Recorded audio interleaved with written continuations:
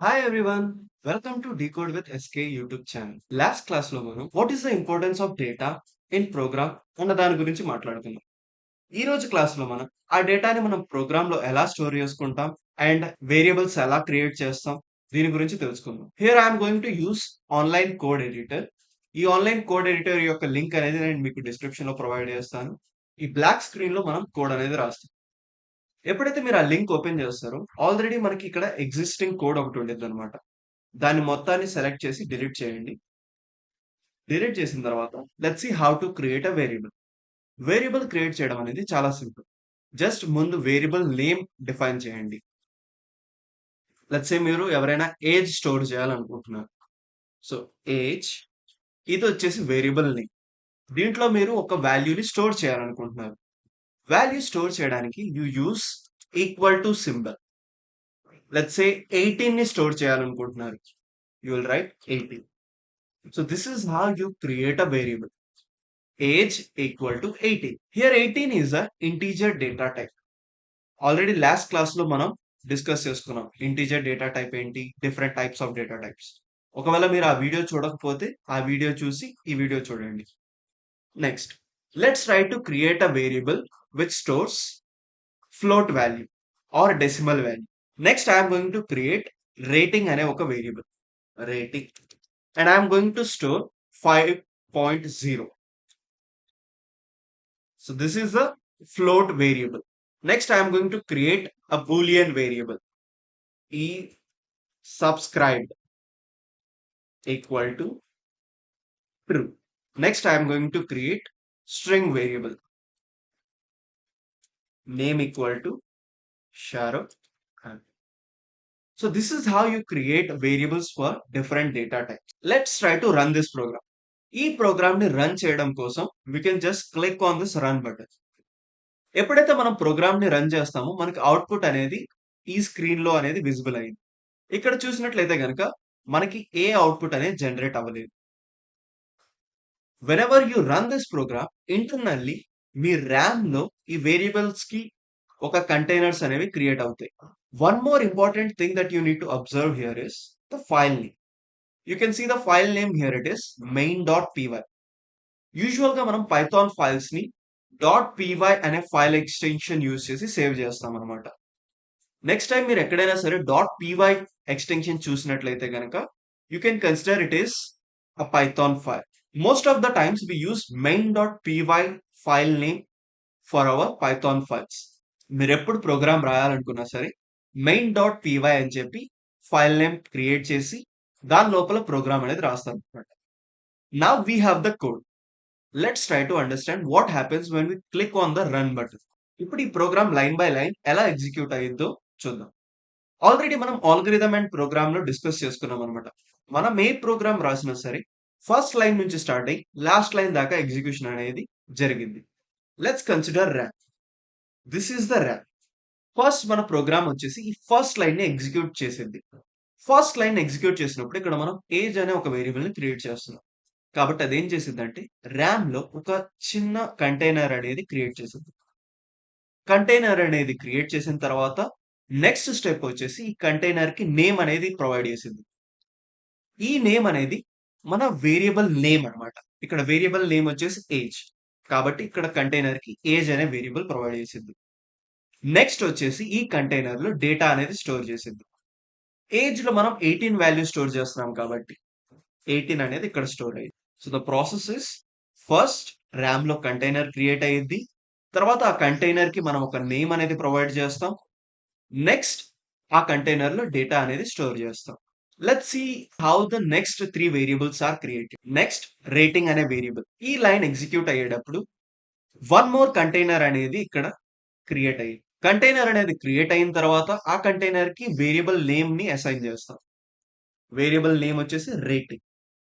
Assign చేసిన తర్వాత దీంట్లో వాల్యూ అనేది మనం స్టోర్ చేస్తాం 5.0. నెక్స్ట్ లైన్ లోకి వెళ్తాం.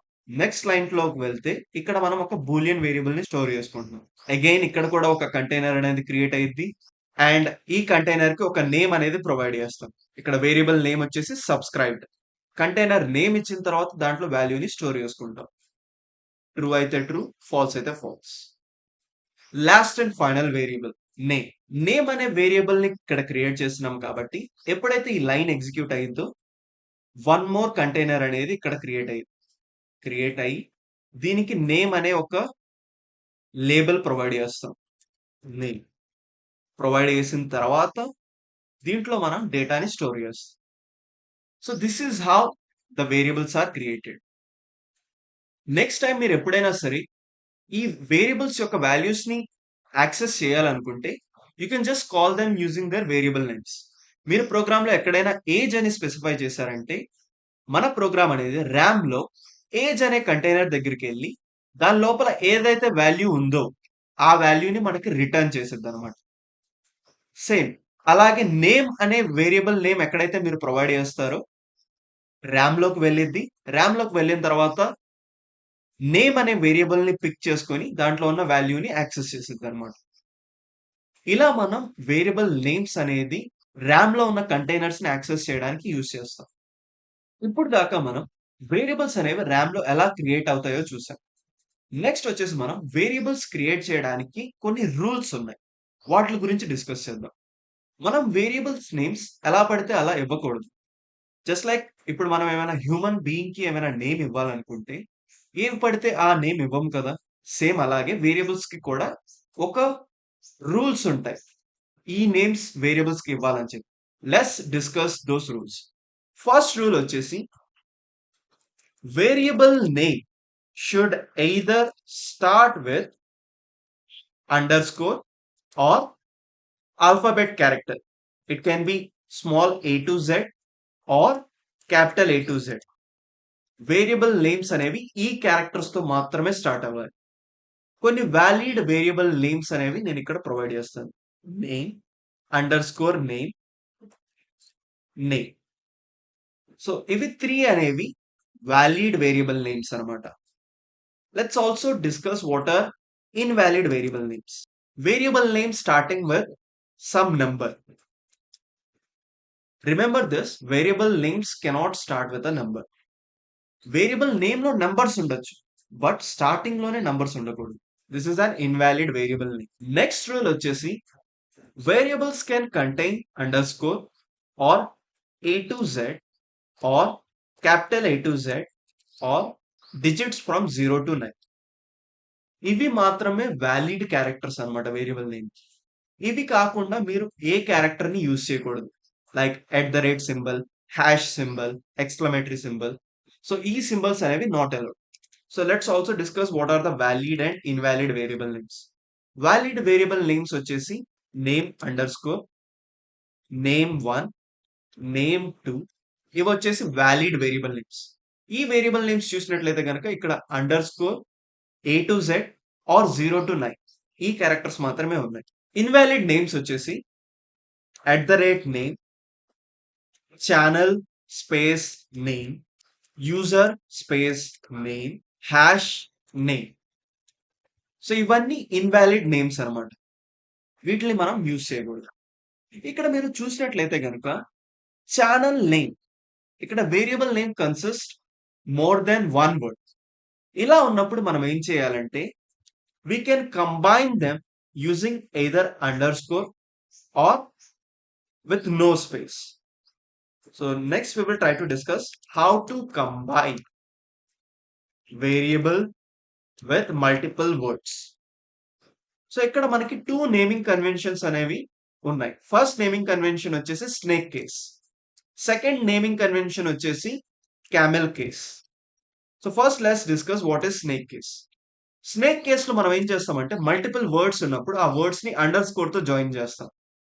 Channel under score name, my under score name, user under score name.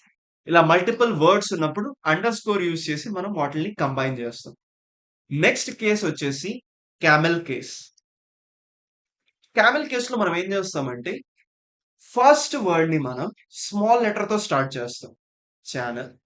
ఎప్పుడైతే నెక్స్ట్ వర్డ్ అనేది స్టార్ట్ అయ్యిందో ఆ నెక్స్ట్ వర్డ్ ని మనం క్యాపిటల్ లెటర్ తో స్టార్ట్ చేస్తాం. Name, my capital N name, user capital N name. దీన్ని మనం క్యామెల్ కేస్ అంటాం. ఈ 2 నేమింగ్ కన్వెన్షన్స్‌లో మీరు ఏ నేమింగ్ కన్వెన్షన్ అయినా యూజ్ చేయొచ్చనమాట వేరియబుల్‌ని నేమ్ చేసేయడం. Let's move on to the next rule in naming the variable. పైథాన్‌లో కొన్ని రిజర్వ్డ్ కీవర్డ్స్ ఉంటాయన్నమాట. ఆ రిజర్వ్డ్ కీవర్డ్స్‌ని మనం వేరియబుల్ నేమ్స్‌గా యూజ్ చేయకూడదు. We cannot use Python reserved words as variable names.